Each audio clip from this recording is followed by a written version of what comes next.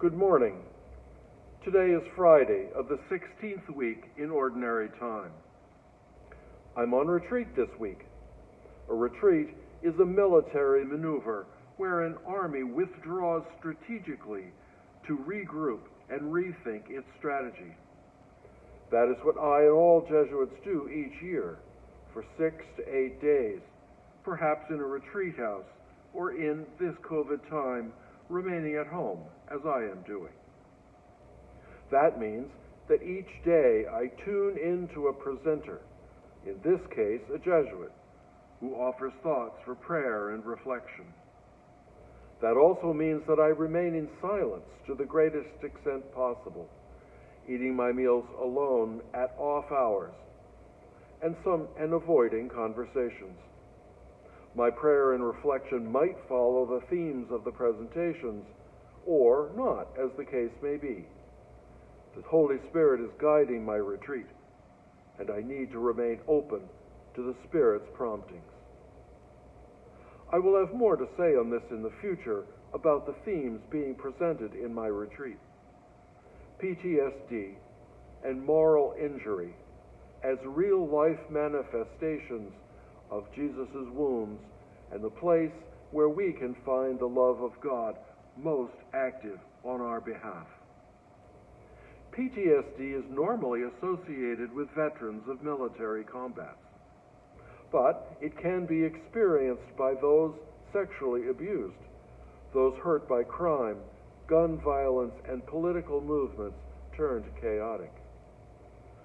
Moral injury can occur when a person or people experience a trauma of betrayal of moral values, as, for example, when we discover that bishops have failed to intervene and priests have abused young people.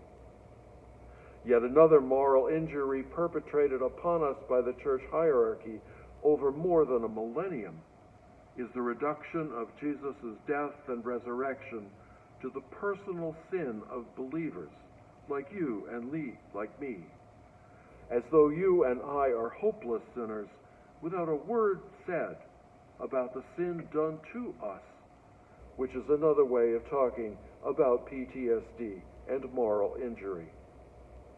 Today's first reading reminds us that the God we worship is the one who brought God's people out of slavery in Egypt to the promised land, out of love for them and a desire for their well-being.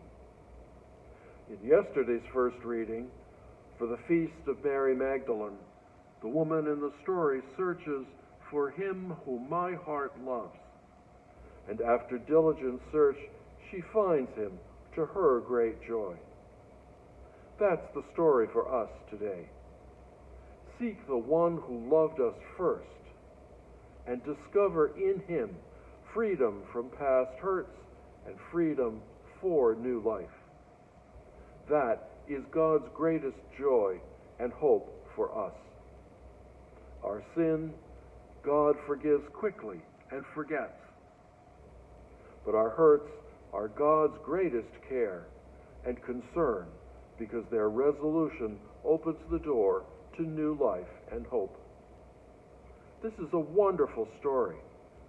Perhaps you and I can find a little silent time today, or sometime soon, to give ourselves the psychic and spiritual space to hear this story deeply within ourselves and enter into this great mystery. And we can talk further about these things, these great themes, another time.